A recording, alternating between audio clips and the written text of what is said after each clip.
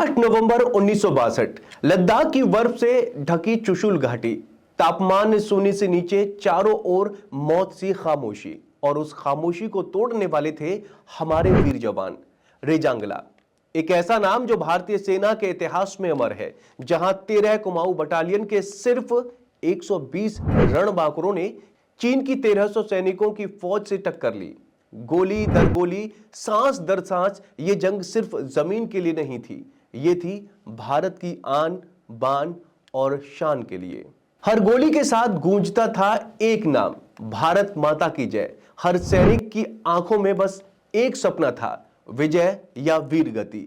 Major Shaitan Singh और उनके शेरों ने जो किया वो सिर्फ जंग नहीं थी, वो एक गाथा थी, एक साहस, एक बलिदान और एक अटूट देशभक्ति की। आज हम आपको लेकर चलेंगे उस रणभूमि पर जहां 120 सैनिकों ने इतिहास नहीं लिखा, उन्होंने उसे अमर कर दिया। तो आखिर क्या था वो पूरा किस्सा, कैसे शुरू हुई वो महाजंग।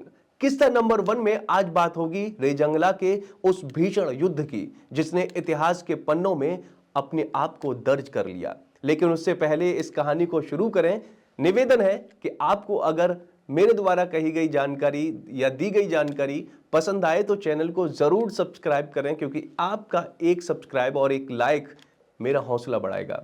तो चलिए आज की जो किस्सा है उसे शुरू करते हैं। 18 नवंबर 1962 की सुबह लद्दाख की चुशुल घाटी बर्फ से ढकी हुई थी।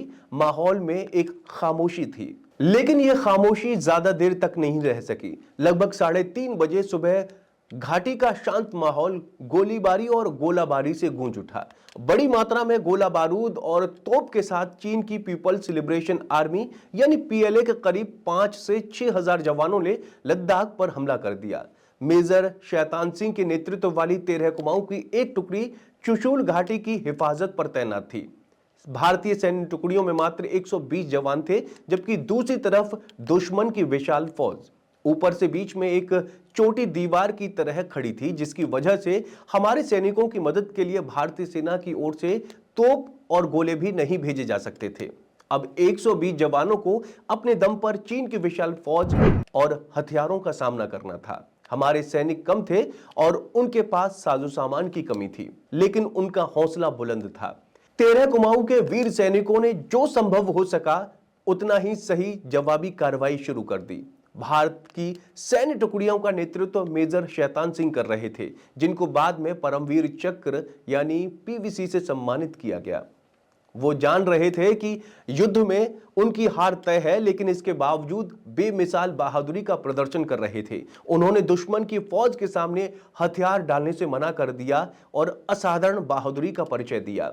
मेजर शैतान सिंह की टुकड़ी में आखिरी आदमी आखिरी राउंड और आखिरी सांस तक लड़ाई लड़ी। 13 कुमाऊं के 120 जवानों ने चीन के 1300 के करीब सैनिक मार गिराए, लेकिन विशाल सेना के सामने वो कब तक टिकते। उनमें से 114 मातृभूमि की रक्षा के प्रति खुद को कुर्बान कर दिया। 6 जिंदा बचे थे, जिन्हें चीनी सैनिक युद्धबंदी बनाकर ले गए थे, लेकिन सभी चमत्कारिक रूप से बचकर निकल गए। बाद में सैन्य टुकड़ी को 5 वीर और 4 सेना पदक से सम्मानित किया गया। उस युद्ध में जो 6 जवान बचे थे, उनमें से एक मानद कैप्टन रामचंद्र यादव थे।